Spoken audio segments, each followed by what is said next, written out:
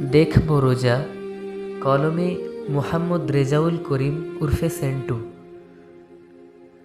ছোট্ট সোনা কহিল আমায়, মা খাওয়ার খাবে না? ওরে আমার ছোট্ট সোনা, রোজা রেখেছি, খাওয়া যাবে না।